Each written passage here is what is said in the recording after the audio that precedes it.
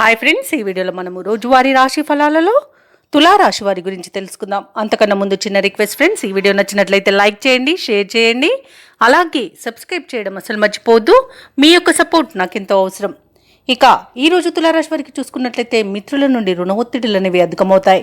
ఆదాయానికి మించిన ఖర్చులు పెరుగుతాయి. కాబట్టి కాస్త పొదుపు చేయడం ద్వారా ఈ సమస్య నుండి బయటపడవచ్చు. అలాగే ముఖ్యమైన వ్యవహారాలన్నీ కూడా ఈరోజు మందగించే అవకాశం అయితే కనిపిస్తుంది. కుటుంబ వాతావరణం గందరగోళంగా ఉంటుంది. వివాదాలకు, అవమానాలకు, అలాగే అపార్థాలకి ఇంటిలో మీరు తావు ఇవ్వకండి. ఎందుకంటే దీనివల్ల గొడవలు జరిగి చాలా మనశ్శాంతి అనేది కోల్పోయే అవకాశం అయితే కనిపిస్తుంది. ఇక వ్యాపారస్తులు ఎవరైతే ఉన్నారో వారి యొక్క వ్యాపారాలు నిరుత్సాహాన్ని ఇస్తాయి. ఉద్యోగస్తులు ఎవరైతే ఉన్నారో తాము పనిచేసే చోట ఉన్నతాధికారులతో కాస్త గొడవలు జరిగే అవకాశం కనిపిస్తున్నందున కాస్త ప్రశాంతంగా ఉండండి. నోటిని అదుపులో పెట్టుకొని మౌనాన్ని పాటించడం మీకు ఎంతో మేలు చేస్తుంది.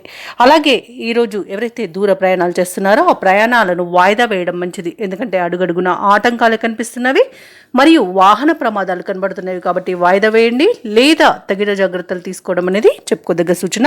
మద్యపానం సేవించి వాహనాన్ని నడపడం వల్ల కూడా ప్రయాణాల్లో ప్రమాదాలు అనేవి కనబడుతున్నవి. కాబట్టి కాస్త జాగ్రత్తగా ఉండండి. ఇక తులారాశిలోని విద్యార్థులకు విద్యా నష్టం అనేది కనబడుతుంది. షేర్ మార్కెట్లలో పెట్టుబడులు పెట్టకండి.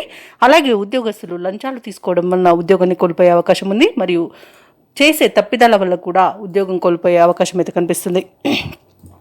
ఇక ఉద్యోగం మార్పునకు కూడా మంచి సమయం కాదు. ఈరోజు కార్మికులకు కూడా పరిశ్రమలలో ప్రమాద సూచనలు కనిపిస్తున్నవి. కాబట్టి తగిన జాగ్రత్తలు తీసుకోండి. ఇక తులారాశి వారికి ఈరోజు దూర ప్రయాణ సూచనలు ఉన్నవి. అనుకోకుండా ప్రయాణాలు చేయవలసి రావచ్చు. కాబట్టి సంసిద్ధంగా ఉండండి.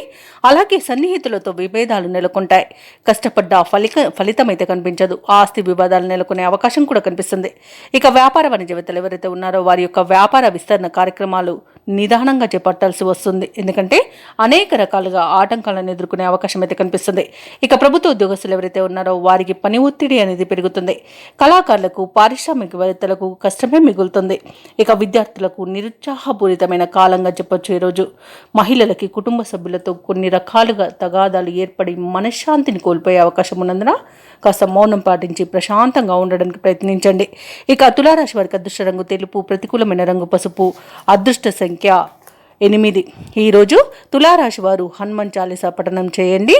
అలాగే స్వామివారికి, ఆంజనేయ స్వామివారికి వడమాలను సమర్పించడం వలన మంచి శుభ ఫలితాలను పొందుతారు. అలాగే పనులలో వచ్చే ఆటంకాలని తొలగించుకోగలుగుతారు.